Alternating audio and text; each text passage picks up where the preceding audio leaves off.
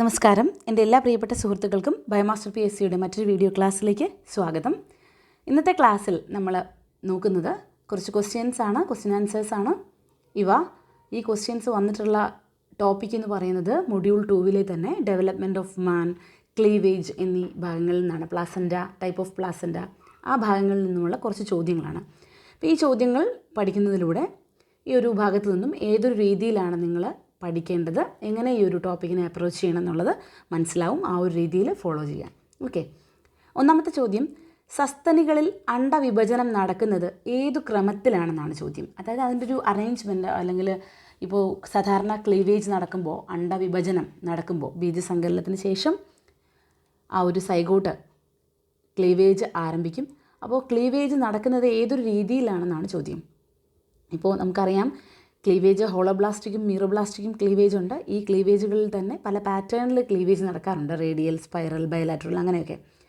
ഇവിടെ options spiral, bilateral, radial, rotational എന്നതാണ്. അതിൽ സസ്തനികളിൽ, പ്രത്യേകിച്ച് മൈക്രോലെസിത്തൽ എഗ്ഗുകളിൽ അണ്ടവിഭജനം നടക്കുന്നത് റൊട്ടേഷണൽ ക്രമത്തിലാണ്. ഓക്കെ, മൈക്രോലെസിത്തൽ എഗ്ഗ് എന്ന് പറയുമ്പോഴത്തേക്കും യോക്കിൻ്റെ അളവ് വളരെയധികം കുറവുള്ള ടൈപ്പ് എഗ്ഗാണ്. അതായത് സസ്തനികളുടെയൊക്കെ എഗ്ഗ് പോലെ. റൊട്ടേഷണൽ ക്ലീവേജാണ് സസ്തനികളിൽ നടക്കാറുള്ളത്. അടുത്ത ചോദ്യം, സൂപ്പർഫിഷ്യൽ അണ്ടവിഭജനം കാണപ്പെടുന്നത് താഴെ തന്നിരിക്കുന്നതിൽ ഏതിലാണ്?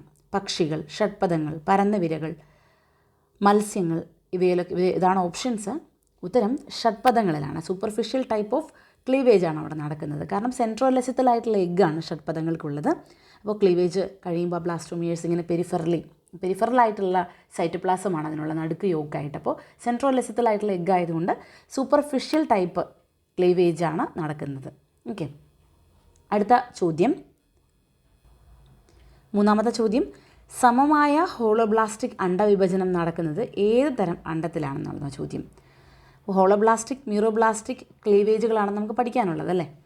ഹോളോബ്ലാസ്റ്റിക് തന്നെ ഈക്വൽ ആയിട്ട് നടക്കുന്നതും അൺഈക്വൽ ആയിട്ട് നടക്കുന്നതുമുണ്ട്. ഈക്വൽ എന്ന് പറയുമ്പോൾ മൈക്രോലെസിത്തൽ, ഐസോലെസിത്തൽ ആയിട്ടുള്ള എഗ്ഗുകളിൽ, അതായത് എഗ്ഗ് എന്ന് പറയുമ്പോൾ എഗ്ഗിൻ്റെ യോക്ക് പലതരത്തിലാണ് ഡിസ്ട്രിബ്യൂട്ട് ചെയ്യപ്പെട്ടിട്ടുള്ളത് എഗ്ഗിൽ.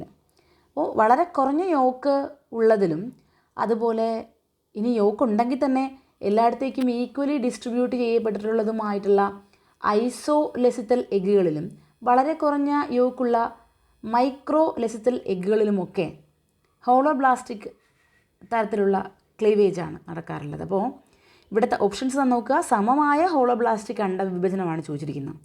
ഓപ്ഷൻസ് മൈക്രോലെസിത്തൽ എഗ്ഗ്, ടീലോലെസിത്തൽ, മാക്രോലെസിത്തൽ, മീസോലെസിത്തലൊക്കെയാണ് ചോദിച്ചിരിക്കുന്നത്. ഇപ്പോൾ മൈക്രോലെസിത്തലാണ് ഇതിൻ്റെ ശരിയായ ഉത്തരം. ബാക്കിയുള്ള എഗ്ഗുകളെല്ലാം തന്നെ അതിനകത്ത് യോക്കിൻ്റെ കണ്ടൻറ്റ് കുറച്ച് കൂടുതലാണ്. ഇപ്പോൾ ടീലോലെസിത്തലായാലും മാക്രോലെസിത്തലായാലും, ഇപ്പോൾ ടീലോലെസിത്തൽ എന്ന് പറയുമ്പോൾ യോക്ക് ഒരു അറ്റത്തുണ്ടാവും അല്ലേ. മാക്രോലെസിത്തൽ കൂടുതൽ യോക്ക് ഉണ്ടാവും. മീസോലെസിത്തൽ ഒരു മോഡറേറ്റ് എമൗണ്ട് ഓഫ് യോക്ക് ഉണ്ടാവും. അപ്പോൾ അവിടെ സമമായ ഹോളോബ്ലാസ്റ്റിക് അണ്ടവിഭജനം നടക്കുന്നതിനുള്ള സാധ്യതയില്ല. മൈക്രോലെസിത്തലാണ് ഉത്തരം. അടുത്ത ചോദ്യം, ഏത് ഭ്രൂണപാളിയിൽ നിന്നുമാണ് ശ്വാസകോശം രൂപപ്പെടുന്നത്? വളരെ പ്രധാനപ്പെട്ട ഒരു ചോദ്യമാണ്. ഗാസ്ട്രലേഷന് ശേഷം ഉണ്ടാവുന്ന 3 ഭ്രൂണപാളികളാണ് എക്ടോഡം, എൻഡോഡം, മീസോഡം. ഇവയിൽ നിന്നുമാണ് ഒരു ജീവിയുടെ അവയവങ്ങളെല്ലാം തന്നെ രൂപപ്പെട്ടു വരുന്നത്. ഏത് ഭ്രൂണപാളിയിൽ നിന്നുമാണ് ശ്വാസകോശം രൂപപ്പെടുന്നത് എന്നാണ് ചോദ്യം. ശ്വാസകോശം രൂപപ്പെടുന്നത് എൻഡോഡേമിൽ നിന്നാണ്. എൻഡോഡേമിൽ നിന്നാണ് ശ്വാസകോശം രൂപപ്പെടുന്നത്. ശ്വാസകോശം മാത്രമല്ല, അകംപാളിയായിട്ടുള്ള ആ ഒരു എൻഡോഡേമിൽ നിന്നാണ് ലിവർ, നമ്മുടെ ഡൈജസ്റ്റീവ് സിസ്റ്റം, അതൊക്കെ രൂപപ്പെടുന്നത്. ഓക്കെ, അടുത്ത ചോദ്യം, പ്ലാസൻ്റയിൽ ഉൾപ്പെടുന്ന ഭ്രൂണകല ഏതാണ്? പ്ലാസൻ്റ എന്ന ഒരു സ്ട്രക്ചർ അറിയാം. അമ്മയും കുഞ്ഞും തമ്മിലുള്ള, ഗർഭസ്ഥ ശിശുവും തമ്മിലുള്ളൊരു കണക്ഷനാണ് പ്ലാസൻ്റ അല്ലെ. ഫ്ലാറ്റ് കേക്ക് എന്ന് അർത്ഥം വരുന്ന പ്ലാസൻ്റയിൽ ഒരു ഭാഗം മാതൃകോശവും ഒരു ഭാഗം എന്ന് പറയുന്നത് ഫീറ്റൽ സൈഡുമാണ്. ഫീറ്റൽ സൈഡിലുള്ള ചില കലകളും അമ്മയുടെ ഗർഭാശയത്തിൻ്റെ ഭാഗത്തുള്ള ചില കലകളും കൂടെ ചേർന്നിട്ടാണ് ഈ പ്ലാസൻ്റ ഉണ്ടാകുന്നത്. അപ്പോൾ അതിൽ പ്ലാസൻ്റയിൽ ഉൾപ്പെടുന്ന ഭ്രൂണകല ഏതാണെന്ന് ചോദിക്കുമ്പോൾ ഫീറ്റൽ മെംബ്രെയിനുകളായിട്ടുള്ള ആംനിയോൺ, കൊറിയോൺ, അലൈൻറ്റോയ്സ് ഒക്കെ ഫീറ്റൽ മെംബ്രെയിനാണ്. അപ്പോൾ അതിൽ ഭ്രൂണകല അല്ലെങ്കിൽ ഈ ഒരു ഫീറ്റൽ സൈഡിൽ നിന്നുള്ളത് നേരിട്ട് പ്ലാസൻ്റയുമായിട്ട് ബന്ധപ്പെടുന്ന ഒരു കലയാണ് കോറിയോൺ ഫ്രണ്ടോസം എന്ന് പറയുന്നത്. കോറിയോൺ ഫ്രണ്ടോസം. ഓക്കെ, കോറിയോൺ ഫ്രണ്ടോസം എന്നത് പ്ലാസൻ്റയിൽ ഉൾപ്പെടുന്ന ഭ്രൂണകലയാണ്. വളരെ പ്രധാനപ്പെട്ട ഒരു ചോദ്യമാണത്. അടുത്ത ചോദ്യം, പ്ലാസൻ്റയിൽ ഉൾപ്പെടുന്ന മാതൃകല ഏത് എന്നുള്ളതാണ്.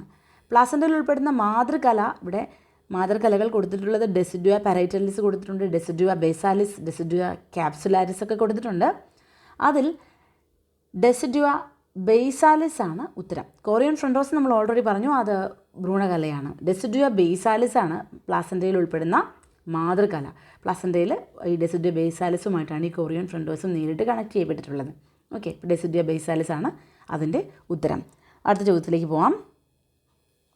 താഴെ തന്നിരിക്കുന്നവയിൽ ഏത് വിഭാഗം ജീവികളിലാണ് ഡിഫ്യൂസ് ടൈപ്പ് പ്ലാസൻ്റ കാണുന്നത്? അപ്പോൾ പ്ലാസൻ്റയുടെ ടൈപ്സ് നമുക്ക് പഠിക്കാനുണ്ട്.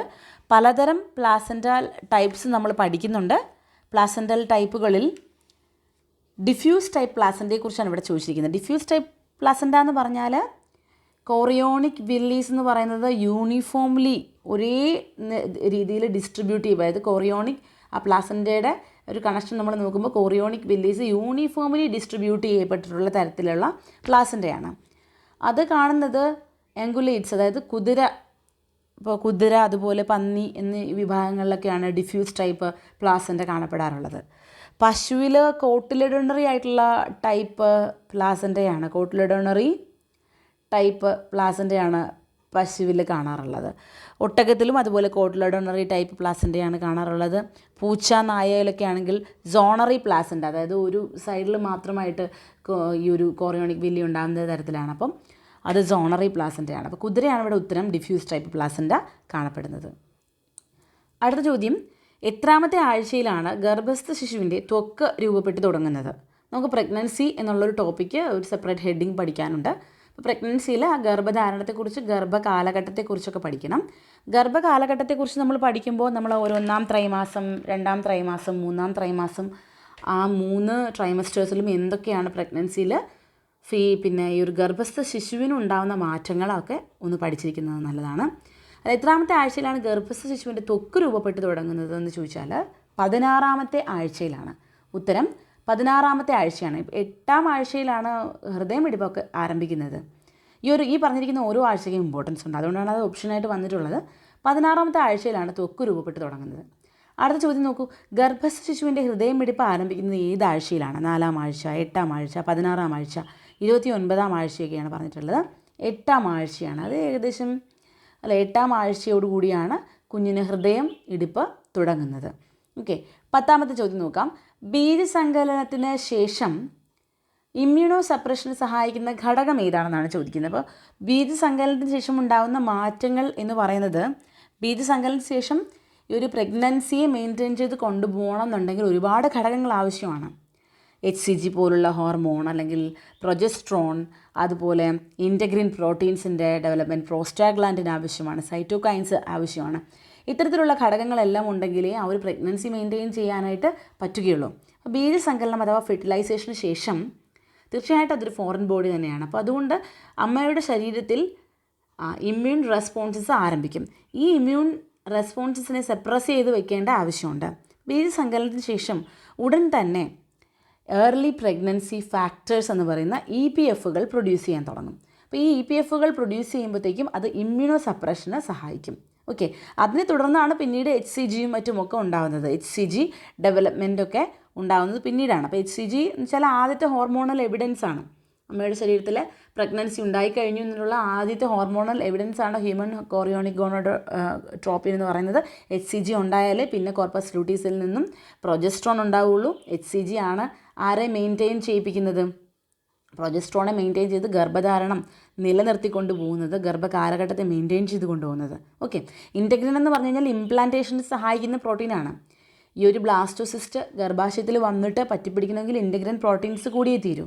ഓക്കെ, അതുപോലെ പ്രോസ്റ്റാഗ്ലാൻഡിൻസും ഒക്കെ ഹെൽപ്പ് ചെയ്യുന്ന, ഗർഭധാരണത്തെ ഇംപ്ലാന്റേഷനെയൊക്കെ ഹെൽപ്പ് ചെയ്യുന്ന ഘടകങ്ങളാണ്. എന്നാൽ ഇമ്മ്യൂണോ സപ്രഷന് സഹായിക്കുന്ന ഘടകം പ്രത്യേകം ചോദിച്ചാൽ അത് ഏർലി പ്രഗ്നൻസി ഫാക്ടറായ EPF ഫാക്ടറാണ്.